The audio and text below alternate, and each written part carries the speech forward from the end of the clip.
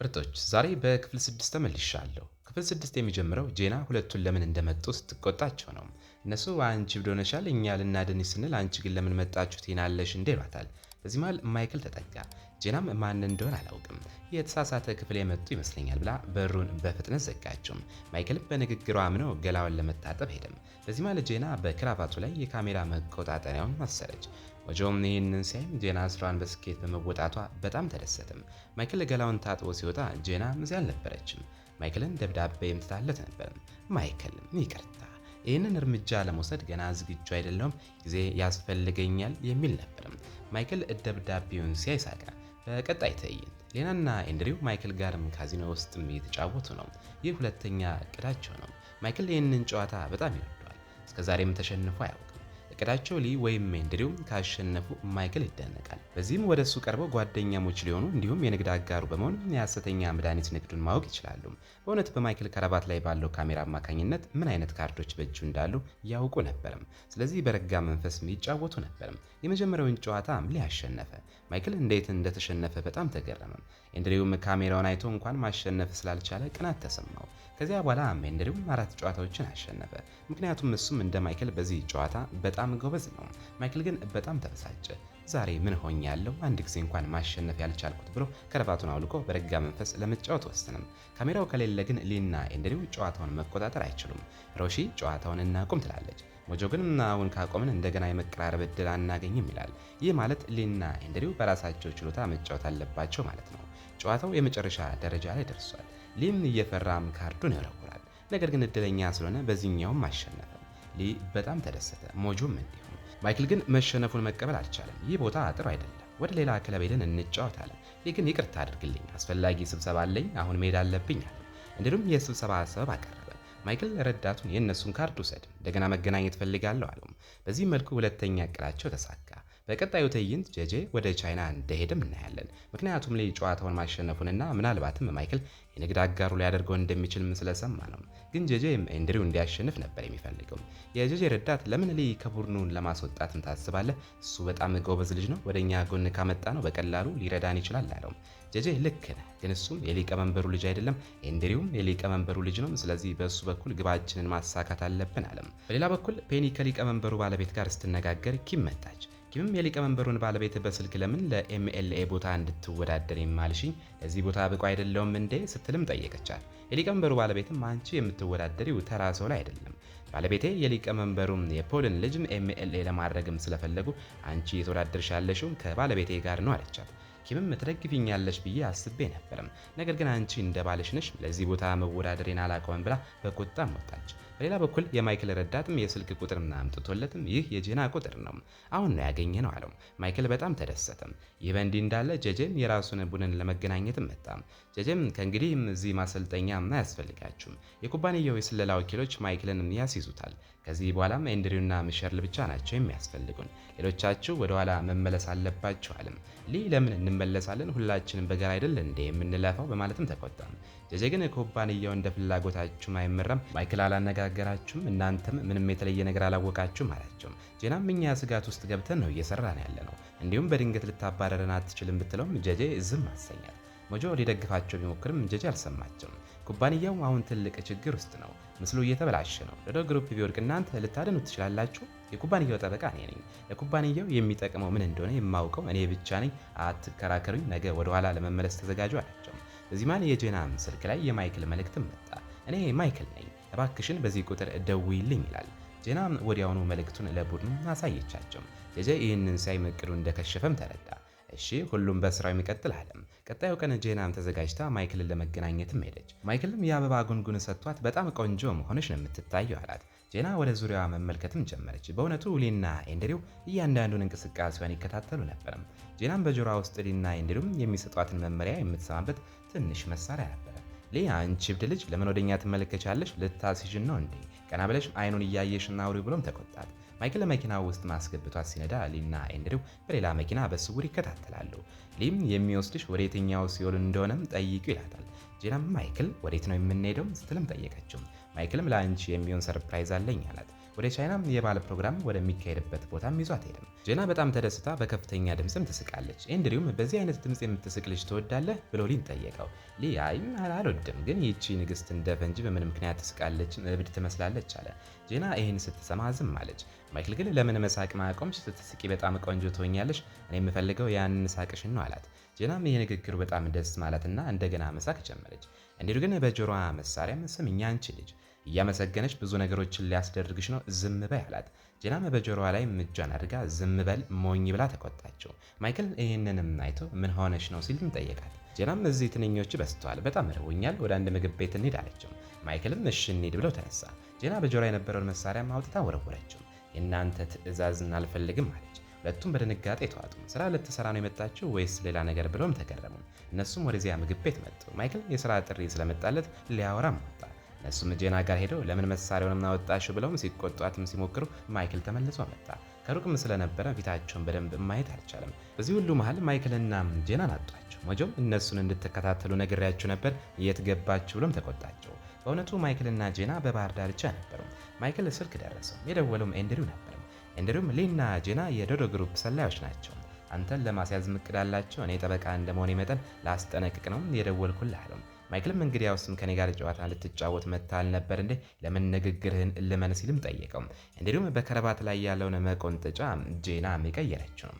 ውስጡም ካሜራ አለው፣ ከፈለክም ሄደህን ተመልከተው አለው። በዚህ ጊዜ ማይክል በጄና ላይ ጥርጣሬ ያደረበት። በሌላ በኩልም ኤንድሪውን ማይክል ጋር እንዲደውልም የነገረው ጄጄ እንደሆነም ይታያል። ጄጄ ሊንና ጄናን ማሰር የፈለገው ማይክልም እንዲገላቸውና በዶዶ ግሩፕ ስልጠና ላይም ኤንድሪው አንደኛ እንዲወጣ ለማድረግ ነበር። ብቸኛው ዓላማው ኤንድሪውን አንደኛ ማውጣት ነው። በሌላ በኩል ማይክልም ጨዋታ ለመጫወት ሊን ወደ ቤቱም ጋበዘው። ሊ ማይክል እውነቱን እንዳወቀ አላወቀም ነበርም። ወደ ማይክል ቤት ሄደ። እዚያም አንድ ሽማግሌ መጠጥ ሰጡት። ሊ ጠጥቶም ከጥቂት ደቂቃዎች በኋላም ራሱን ስቶም ወደቅም። ወደ ክፍልም ወስደው ከአንድ መሳሪያ ጋርም አገናኙት። ማይክልም ጄናንም ወደ ቤቱ አመጣት። ሊን በዚያ ሁኔታ ስታየው ጄናም ይህ ሁሉ ምንድን ነው ብላም ጠየቀች። ማይክልም በቁጣ እዚህ ምን እንደሚፈጠር ተመልከች አላት። ከዚያም ያ ሽማግሌ ለሊ መርፌ ወጉት። ከሊ እውነቱን ሊያስወጡት ነው። ዶዶ ግሩፕ ከመግባቱ በፊት ፔኒ ሊን ስሜቱን እንዴት መቆጣጠር እንደሚችል የውሸት መመርመሪያ ቢጠቀም እንኳን እውነቱን ሳይናገር እንዴት ማምለጥ እንደሚችል ብዙ አሰልጥነው ነበርም። ሊም ያንን ዘዴ ተከተለ። ስሙን ሲጠይቁት ቻንግ አላቸው። ምክንያቱም ለዶዶ ግሩፕ የነገራቸው ያንን ስም ነበርም። ስለ እኔ ልትሰልል መጥተህ ነበርም ሲል ጠየቀው። አዎ አላቸው። ለማን ትሰራለህ ሲሉትም ለዶዶ ግሩፕ አላቸው። ይህች ልጅ የቡድንህም አባል ናት ሲሉትም አዎ አላቸው። በዚህ መልኩ ሁሉንም ተናገረም። ጄና ግን ምንም ልታደርጉት አትችሉም፣ የዶዶ ግሩፕ ሰዎችም እየተከታተሉን ነው ማለቻቸው። እሱም ምን ይጠቅማቸዋል፣ ሁለታችሁም እዚህ ነው የምትሞቱት ብሎ ለሽማግሌ ሁለቱንም ጨርሳቸው አለው። ነገር ግን በድንገት ላይ በቻይንኛ የሆነ ነገር መናገር ጀመረም። ጄና ቻይንኛ ስለማትችል አልገባትም። እዚህ ጋር ትዕይንቱ ወደ ሌላ ተቀየረም። በቀጣዩ ክፍል ማይክል ወደ ውጭ ወጥቶ እዚያ የቆመውንም ኤንድሪውን ሁለቱም የዶዶ ግሩፕ ሰላዮች እንደሆኑ ትክክል ነበር፣ ግን ለምን ልትረዳኝ ፈለግ? የንግድና አጋሬ ልትሆን ነው ሲልም ጠየቀው። ኤንድሪውም አዎ እኔ ጠበቃ ነኝ፣ ህጋዊ ችግር ቢኖርብህ በጣም እጠቅምሃለሁ አለው። ማይክልም አድነኸኛል፣ አጋሬ በእርግጥም አድርግሃለሁ አለው። ኤንድሪውም ታዲያ እነሱን ምን አደረግካቸው ሲልም ጠየቀው። ማይክልም ከዳተኛ ጋር መደረግ ያለበትን ነገር አደረግኩኝ አለው። ሊና ጄና ከዚያ ቦታ በህይወትም ሲወጡም ይታያል። ማይክል እንዳልገደላቸው ግልጽ ነው። ሊ በቡድናችን ውስጥ እኛን እየከዳ ያለም ተኩላ አለ፣ አለበለዚያማ ቻይና ውስጥ ነበር የምንቀር አለም። በሌላ በኩል ጄጄም ከሌሎች እጩዎች ጋር ስብሰባ እያደረገ ነው። ሁሉም ኤንድሪውንም እያወደሱት ነው። ጄጄም ኤንድሪው የማይክል አጋር ሊሆን ነው፣ አሁን የሐሰተኛ መድኃኒት ንግድን በቀላሉ ማስቆመን ማሳሰር እንችላለን አለም። በዚያው ቅጽበት ሊና ጄና መጡ። ሊ በቡድናችን ውስጥ ከዳተኛ አለ፣ እኛን ለማስጠመድ ሞክሯልም፣ በጭንቅ ነው የተረፍነው አለም። ሁሉም ኤንድሪውንም ሲያወድሱት አይቶ ታዲያም ከዳተኛው አንተ ነህ ሲልም ጠየቀው። ጄጄ ግን ይህማ የዕቅዳችን አካል ነበር፣ አንተን ተጠቅመን ኤንድሪውም የማይክል አጋር እንዲሆንና ግባችንን ለማሳካት ነው። አንተም ሚናህን በአግባቡ ተወጥተሃል፣ ኤንድሪውም እንደዚሁ። በዚህ ውስጥ ክህደት የሚባል ነገር የለም፣ ካሁን በኋላ የምታደርገው ነገር የለም፣ የሚቀረውንም ኤንድሪውም ይጨርሰዋል አላቸው። ጄጄ በብልሃት ሁኔታውን ሲቆጣጠር ይታያል። ሊ በጣም ተቆጣ። ኤንድሪውም ጂም ውስጥም እያለ ሊ አንገቱን አንቀው አንተ ትክክል አልነበርክም፣ እኔና ጄና ብንሞትስ ምን ይውጠን ነበር አለው። ሊ ሊገለው ሲቃረብ ሮሺም አስቆመችው።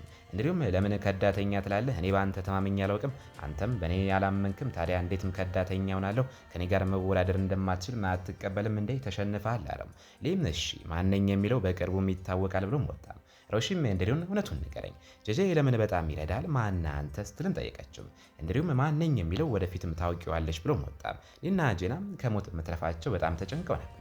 ጄናን ለማዝናናት ሊ ወደ ውሃ ውስጥም ገፋትና ሁለቱም ዘና አሉ። በሌላ በኩል ፔሊም አንዲትን ሴት እየተከታተለች ነው። የኔን ለብረትም የሆነም ኤምኤልኤ ሞቶ ነበር። እሷም የሞቶም ኤምኤልኤ ሚስት ሚኬንያ ናት። የቤኒም እቅድ ለዚያ ኤምኤልኤ ቦታ ኪሚና ሊቀመንበሩ የሚደግፏት የፖል ልጅም እየተወዳደሩም ስለሆነ ኬንያም እንዲወዳደሩ ማድረግ ነው። ምክንያቱም በዚያ አካባቢ ሰዎች ኬንያን ያውቋታል፣ በጣምም ያከብሯታል። ከዚያም በላይ ኬንያ ለካንሰር ታማሚዎች ብዙ ነገርም አድርጋለች።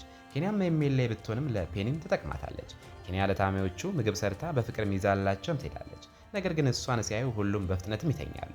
የሰጠቻቸውን ምግብም ይጠሉታል። ምንም ብታደርጊ የምትፈልጊውን ነገር አናደርግም፣ ቢያንስ በሰላም እንድንሞትም ተይን ይሏታል። ኬንያ ምን እንደፈጸመችም አልተገለጸም። ከዚያም ኔልም ኬንያ ለብቻዋም ይዟት ሄዶ ባለቤትሽም ለፓርቲው ብዙ ሰርቷል፣ በጣም ደግና ታማኝ ሰው ነበርም። ከሞተ በኋላም የፓርቲው መሰረት እንደወደቀ ነው። ነገር ግን የተወሰነውን ነገር ማን ሊያስቆመው ይችላል? በሱ ቦታም ልጄ ኪምንም እያጨዋት ነው። ለዚህም ድጋፍሽ ያስፈልገኛል አላት። ኬንያም ያንተን ልጅ ልታጭ ነው? አንድ ነገር በግልጽ ልንገርም፣ የባለቤቴ ቦታ የኔ ነው። ለዚህ ቦታ የምወዳደረው እኔ ነኝ። እናንተ እንደምታስቡት የባለቤቴ ሞት በልብ ድካም አይደለም። የኬንያ ዓላማ ምን እንደሆነ በቅርቡ ሁላችሁም ታውቃላችሁ አለችው። በሌላ በኩል የሊቀመንበሩም ረዳት የሊቀመንበሩን ባለቤት ሊቀመንበሩም ከረዳውም ግሩፕ በአባረሯትም ጊዜም ያች ልጅ እርጉዝ ነበረች ሲልም ጠየቃት። ያቺ ልጅ የሊቀመንበሩም ፍቅረኛ የነበረች ናት። የሊቀመንበሩ ባለቤትም በጣም ደነገጠች። ይህን ሁሉ ነገርም ለምን ትጠይቀኛለህ? ማን ነው የነገረ ብላም ጠይቀችው። ረዳቱም ልጇም ተወልዶ ይሆን? ያ ልጅም ሌላ ሀገር ወላጅ አልባ ሆኖ ይንከራተት ይሆን? ስለ አንቺና ስለ ኪም የተነጋገራችሁትን ሁሉ ሰምቻለሁ። ያ ልጅም የሊቀመንበሩ ልጅ ስለሆነም እሱን ልፈልግ ነው አላት። የሊቀመንበሩ ባለቤትም ተመልከት፣ እንደዚህ አይነት ሞኝነት ማትስራ፣ የሊቀመንበሩ ታማኝ እንደሆን ካውቃለሁ። ነገር ግን ያ ልጅም ከዚህ ከመጣ ሰዎች ማን ነው ብለው ይጠይቃሉ። እውነታውም ከታወቀም የሊቀመንበሩ ስም ይበላሻል። አሁን ጤናቸውም ጥሩ አይደለም። እባክህን ለሊቀመንበሩ ሲባል ይህን አታደርግ ብላ ለመነችው። በሌላ በኩልም ኤንድሪውም ጄጄ የላካቸውን ሰዎች ይዞ ማይክልን ሊገናኝ ሄደም።